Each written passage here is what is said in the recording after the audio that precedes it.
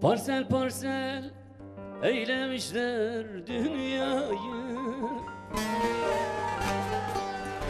Bir dikili taştan gayrı nem kaldı.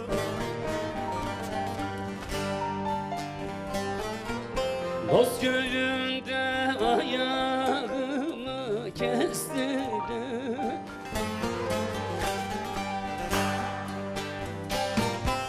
İki damla yaştan gayrı nem kaldı, nem kaldı, nem kaldı. İki damla yaştan gayrı nem kaldı, Nem kaldı, nem kaldı.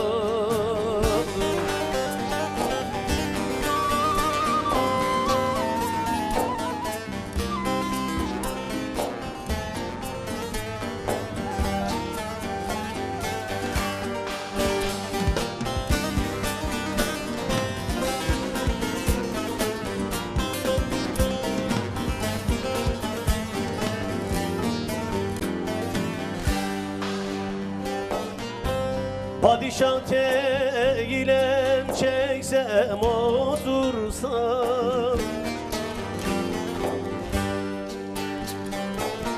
saraylar kursam da asker getirsem.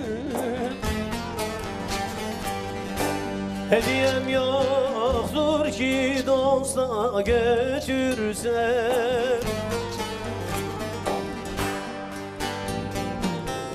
İki damla yaştan gayrı nem kaldı, nem kaldı, nem kaldı.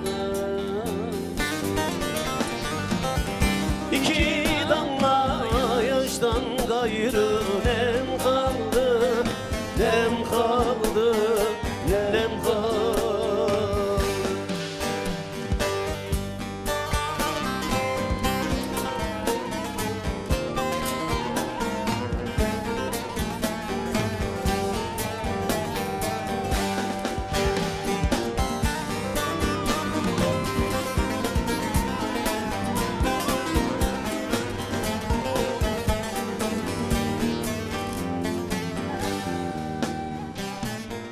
Mahzun-i şerifem çıksam dağlara,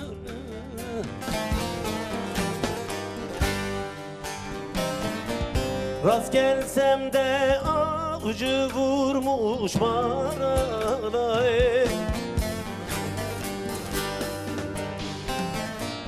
doldur tüfeğini